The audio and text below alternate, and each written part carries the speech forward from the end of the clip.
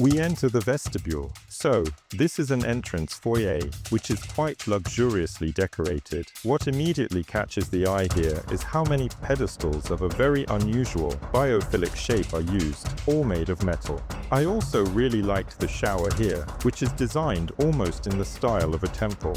And here, you should also pay attention. We move into a luxurious and very vibrant dining living room. Here, there's a round table with a very unusual tabletop. It's lacquered, but with a pattern. Hi, friends. Today we're in London, and we're going to visit a very interesting event called Wow House, which takes place in one of the main venues dedicated to design in the British capital. This is the Chelsea Harbour Design Centre. This centre operates here regularly, meaning every day, all year round. But this particular event is organised specially and takes place in June, lasting for a whole month, right up until the beginning of July. I hope that by the time this video comes out, you'll still have a chance to visit it, because it's quite interesting. 22 designers were invited to decorate rooms in a specially constructed house with an area of over 600 square meters. And of course, to furnish these rooms, they brought in suppliers whose showrooms are located in this design center. Let's go and see what a modern English interior truly looks like.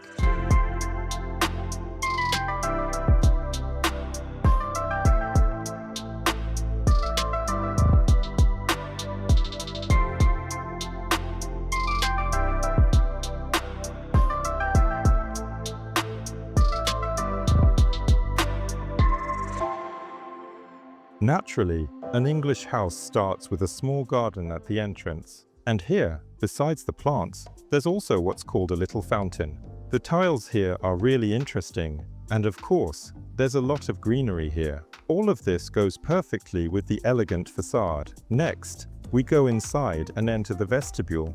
This is basically an entrance foyer, which is decorated quite luxuriously. And right away, what stands out here is how much art is used in decorating the English interior.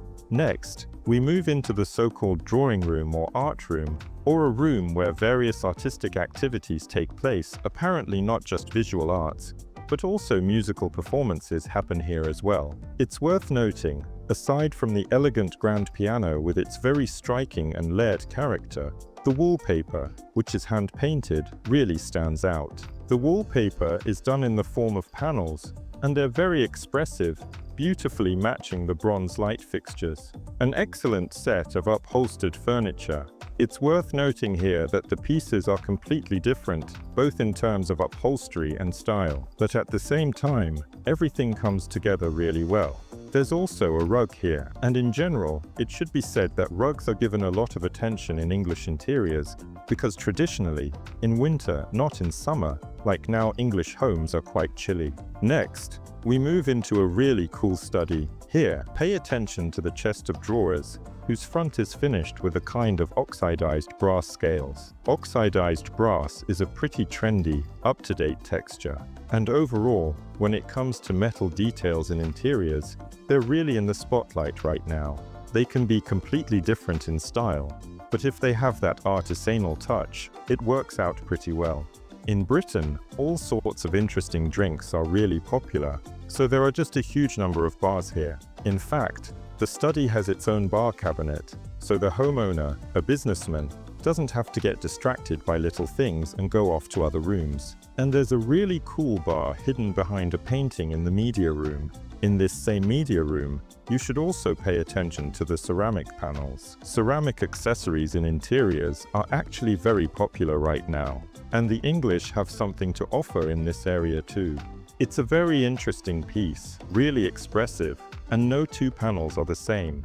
And besides everything else, I really liked the portal, the passageway that leads to the next room. It's finished with wood and glass blocks. We mentioned on CAD's decor that glass blocks probably aren't the most popular aesthetic, but in the hands of a skilled designer, they can look pretty fresh. In the curator's room, there were a few details I really liked. First of all, there's the very artistic upholstery, the upholstery for the soft furniture. So it's not just some fabrics, not just some textures or maybe patterns, it's literally some artistic techniques. That is, it's either some kind of print, or embroidery, or a combination of different fabrics in the form of applique. Overall, it really looks very cool. I suspect it costs just as much as it looks, but nevertheless, if it's used as an accent, like with pillows, it's actually quite affordable. Of course, in English homes, a lot of attention is paid to wallpaper. We've already noticed the hand-painted ones, but absolutely different techniques are used. These include prints, stamps,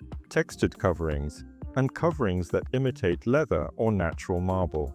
And they're used not only on the walls, but also for decorating ceilings. And in this room, which is quite private, as well as in the study, there was a rather interesting ceiling covering. By the way, speaking of the study, the wall covering there is also very unusual. It's veneer with a striking pattern in the style of the 70s and 80s, and it goes perfectly with the light fixtures. The light fixtures have marble inserts. By the way, that's also quite trendy right now. Light fixtures that use natural stone as lampshades. Next, we move on to the master bedroom, and it's a real boudoir. Here, we see some really cool work with textiles, and in general, it's worth mentioning that the top designer brands in Britain are mostly companies that specialize in textiles and wallpaper. And of course, the work with these materials is showcased here in all its glory. This is, of course, things like curtains and the bed's decoration. This can even include upholstery for the doors that lead to the bathroom, the main bathroom attached to this bedroom. The wash areas have vanities with a very unusual, biophilic shape made out of metal. I also really liked the shower here, which is basically designed in the aesthetic of a temple. And here it's also important to note that in modern English interiors, as well as in any other good interior, aged vintage mirrors are used very actively. We saw one on the table in the entrance hall. There are also panels made of aged mirror installed behind the headboard of the bed. By the way, the portal framing these textile doors is really cool. The door casings are also made from aged mirror, and the ceiling light in the shower is also made from this material. And this aesthetic is close to the metal I already mentioned. And here and there you come across various items and accessories that seem functional, like this mirror, for example. But in reality, it's basically an art object, because you can hardly see your reflection in it, but again, it looks very striking and makes a strong statement. Next, from the bedroom, we move into the so-called morning room, which is done in a more traditional, more classic English aesthetic. Here, both the furniture and the window treatments are more classic. The walls are covered with fabric featuring a very simple, yet again very elegant pattern. And of course, there's also a carpet here. And from this morning room, we enter the inner courtyard. Inner courtyards are a national pride of Britain. And of course, these super compact spaces are always decorated with great care, creating an exceptionally cozy atmosphere. The second half of the house begins with the so-called courtyard room. That is, a room by this inner courtyard. And it's a really interesting space, because the way it's decorated, it's probably meant more for men who have just come back from hunting with their dogs. Well, you know, in Britain, people have a special attitude toward dogs, and a separate room for the dog with a washing area, a bed, and bowls is, of course, a purely British thing. And here, too, there are treats and snacks. So, in general, all the perfect conditions have been created for a good dog. On the other side is the so-called mudroom. And this is exactly the thing that really got everyone excited, the very same mudroom that was discovered in a very famous palace. So, the mudroom isn't actually a mudroom, but rather a dirty room. That is, people would come in there straight from hunting, in muddy rubber boots and dirty, soiled clothes, and that's where they would take it all off. And here there's a small lounge area with a fireplace, decorated in a very interesting way. There's an island, apparently for laying out the game, and, of course, a sink. Next, we move on and enter another bedroom. This bedroom already has an alcove. This is also a purely British kind of design. And this British style is further supported here by a very fine but detailed pattern on the textiles. It's used both to decorate the alcove and to upholster the walls. And here, of course, is an absolutely fantastic bathroom, finished with marble combined with unusual glass. Again, this is mirrored glass. It's used here for inserts, a kind of column-like feature. And of course, the plumbing fixtures here are also carved from marble. That includes the bathtub paired with a bronze faucet, as well as a double wash basin area. Everything goes really well with the cast glass light fixtures and, of course, looks absolutely stunning. From the bedroom, we enter the living room. This is probably the most modern space in terms of aesthetics in this wow house. Here, the forms are more restrained, very precise. But here, of course, a big role is played by the combination of authentic materials, genuine upholstery, wall finishes with wooden panels, a coffee table made of natural marble paired with a pouf upholstered in velvet and traditional fringe. The light fixtures also have a very restrained aesthetic. All in all, this is a space for those who appreciate quiet luxury. And next, we have the incredibly mysterious library/media room. The shelving here is designed in a very unusual way. These shelves hold books, as well as records. And in general, vinyl sound is highly valued in Britain. And as you know, when it comes to music, the country is quite a major player on the world stage. I really liked the perforated drapery on the walls here. And I also liked the so-called powder room. That is, a kind of powder room, basically a small guest restroom. By the way, this is the only place where the actual toilet is shown. And there, you should pay attention to the authentic British toilet with a high tank and a metal pipe. And in general, it should be said that the toilet, as a device and as a concept, first appeared in Britain back at the end of the 19th century. And while we've already gotten used to a more transformed, utilitarian, modern version of this item, in Britain those very same historical ones, with that wonderful, distinctive pipe, the tank, and of course, the chain with a ceramic handle are still popular. Now we move on to the luxurious and very vibrant dining room/living room. Here, there's a round table with a very unusual tabletop. It's lacquered, but with a pattern, featuring pieces and veins of precious marbles. There's a metal trim, velvet chairs in a very deep blue shade, and their frames are made of acrylic. This is an aesthetic, I'd say, also from the 80s, which has become very popular lately. But again, these are British 80s, and there's also room here for some artisanal practices. These are very interesting wallpapers, and a very bold combination of these bright wallpapers, on the one hand, with a rather unusual pattern, and on the other, with graphics of columns and profiles made from polished stainless steel.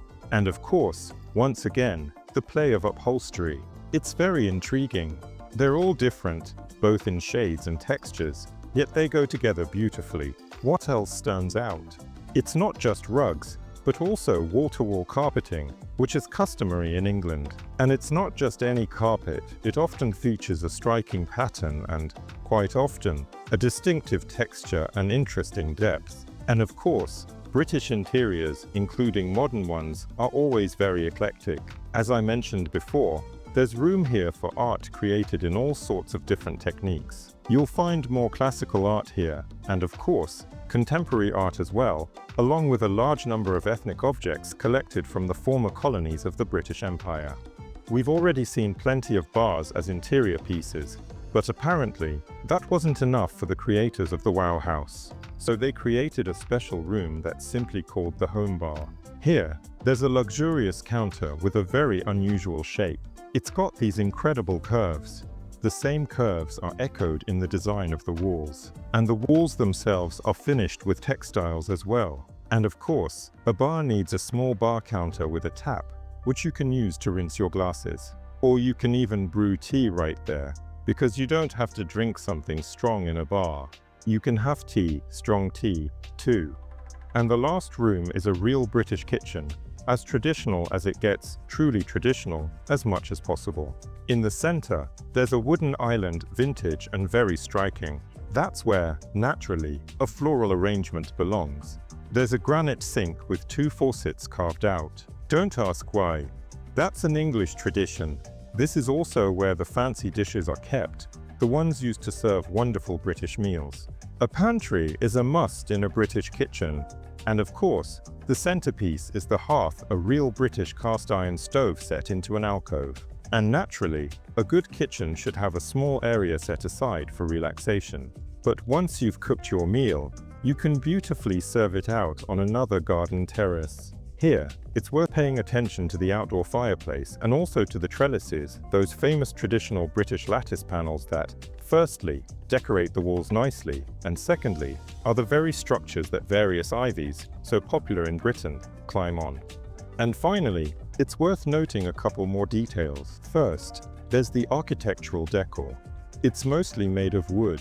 This applies to things like window casings, cornices, and other architectural details of the space. The British are really skilled at working with wood. This includes both modern marquetry, classic marquetry, and some carved furniture elements. But again, here we can clearly recognize the English style. The second detail is the electrical installation. You absolutely can't mistake English electrical fittings for anything else. And they can be either more classic or more modern and high-tech. But their aesthetic is always quite recognizable. That is, it's mostly some kind of metal plates, various handles, buttons in very unusual shades, usually of aged metal. And of course, the final touch to this carefully curated, rich, and authentic aesthetic is the aromatic decor. Every room has its own special scent, chosen specifically to support the mood of that space and enhance your experience of being in it.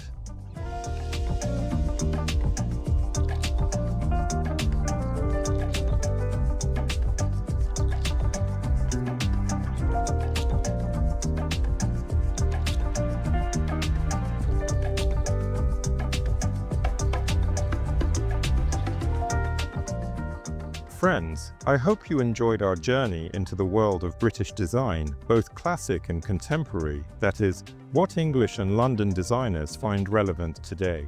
If you get the chance, you should definitely come here. In the meantime, give us a big like if you enjoyed it, and leave a nice comment. Of course, share this video with your friends, because I think British design truly deserves it. Thank you for watching. Bye.